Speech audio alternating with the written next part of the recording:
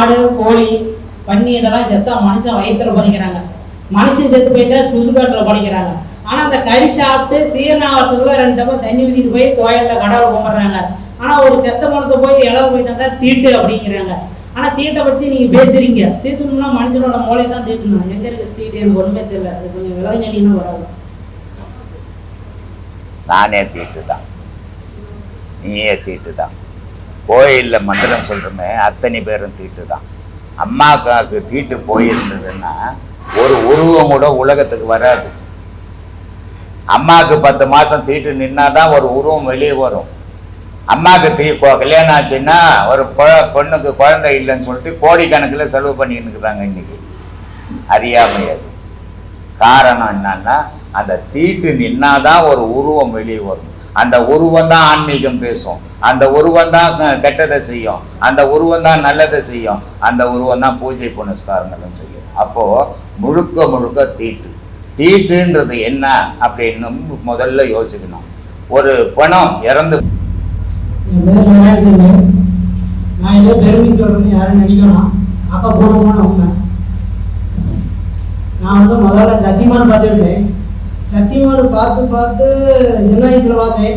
அதுக்கப்புறம் எனக்கு 25 வயசே போச்சு. அதுக்கப்புறம் எதுவும் பார்க்க முடியாது, டிவியில் போடல. அதுக்கப்புறம் டச் பண்ண வாங்கி அதை பார்த்தேன். அதை பார்த்ததுக்கப்புறம் நிறைய கருத்துக்கள் அதில் சொல்லியிருந்தாங்க.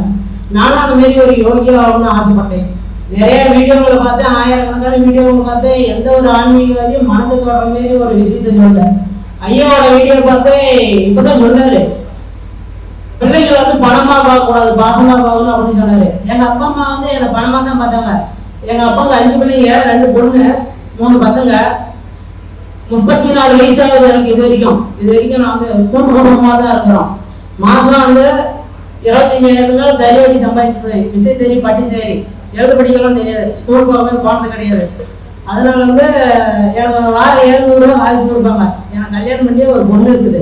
அந்த காசுலேயே தான் எல்லாம் பார்த்துக்கணும். சாப்பாடு வாங்கி போட்டுறாங்க. நல்லது கெட்டது ஒரு பொண்டாட்டிக்கு படம் வாங்கி கொடுக்கணும், ஒரு பூ வாங்கி கொடுக்கணும், உடம்பு சரியில்லை எல்லாம் அதிலே தான் பார்த்துக்கணும். இது எனக்கு வெறுத்து போயிடுச்சு. ஐயாவோட வீடியோவை நான் நிறைய டைம் பார்த்துக்கிறேன். அதை அதிகமாக எடுத்துக்கிறேன். ஒரு நாள் இந்த வீடியோவை பார்த்தேன்.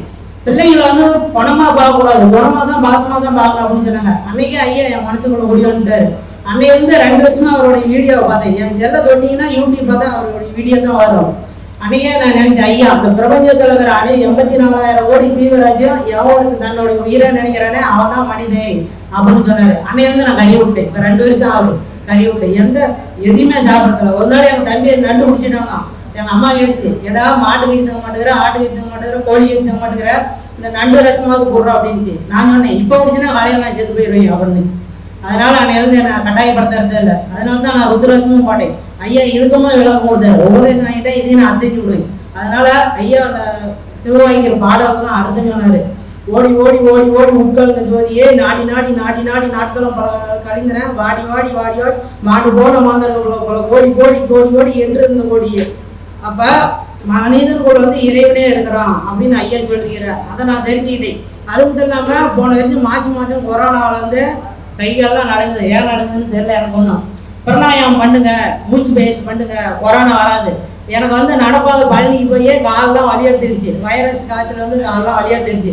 ஐயா சொன்ன பிரணாயாமத்தை பண்ணேன். 1 வருஷமா எந்த ஆஸ்பத்திரிக்கும் போகல. அதுக்கு முன்னாடி ஆஸ்பத்திரிக்கு போயிட்டு இதுக்கு நான் கராத்தா மாஸ்டரா இருக்கிறேன் 10 வருஷமா. அதனால இந்த மூச்சு பயிற்சி பண்ணா எல்லாத்துக்கும் நன்மை உண்டு. யாருமே மாசிக்கு போக வேண்டிய அவசியமே கிடையாது. 2 வருஷமா எந்த ஒரு உயிரினங்களையும் ஓடுறதில்ல. தேவையில்லாம ஒரு புல் பூண்ட உணவு கூட நான் கொடுக்கறதில்ல, கறியில் சாப்பிடறதில்ல. ஐயாவோட இந்த வீடியோ பார்த்து நான் சுத்தமா இருக்கிறேன். நான் எந்த ஜென்மத்துல எந்த புண்ணியம் பண்ணு தெரியாது. ஐயாவை நீங்க நான் பார்க்க வந்திருக்கிறேன். இப்ப நான் வரத கூட 2 வருஷமா முயற்சி பண்ணிக்கிட்டே இருந்தேன். ஏகப்பட்ட தடைகள். கந்து 3000 ரூபாய் எடுத்துக்கிட்டு தான் இப்ப ஐயாவை பார்க்கறதுக்கு வந்திருக்கிறேன். ஆடு மாடு கோழி பன்னி இதெல்லாம் செத்தா மனுஷன் வயிற்றுல புதைக்கிறாங்க. மனுஷன் செத்து போயிட்டா சுடுகாட்டில் புதைக்கிறாங்க. ஆனா அந்த கறி சாப்பிட்டு சீரணாவத்துக்குள்ள 2 டப்பா தண்ணி ஊற்றிட்டு போய் கோயில்ல கடவுளை கும்பிட்றாங்க. ஆனா ஒரு செத்த மனத்தை போய் இளவு போயிட்டு வந்தா தீட்டு அப்படிங்கிறாங்க. ஆனா தீட்டை பத்தி நீங்க பேசுறீங்க. தீட்டணும்னா மனுஷனோட மூளையை தான் தீட்டணும். எங்க இருக்கு தீட்டு எனக்கு ஒண்ணுமே தெரியல. அது கொஞ்சம் விலகஞ்சடினா வராது.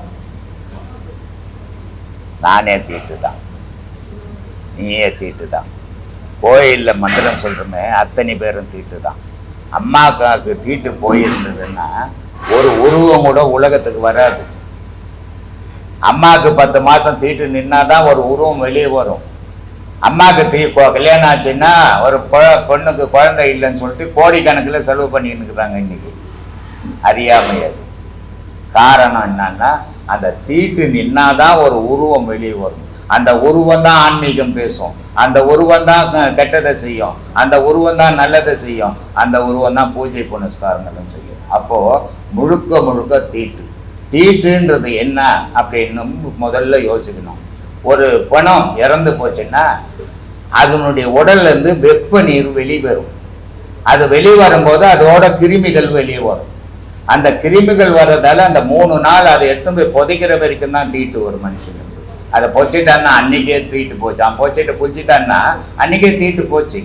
அதே மாதிரி ஒரு பெண்ணுக்கு மென்சஸ் ஆச்சுன்னு சொன்னா அந்த கெட்ட நீர் வரும், அது கூட தான் வரும். அது வரும்போது ஒரு துர்நாற்றம் வீசும்.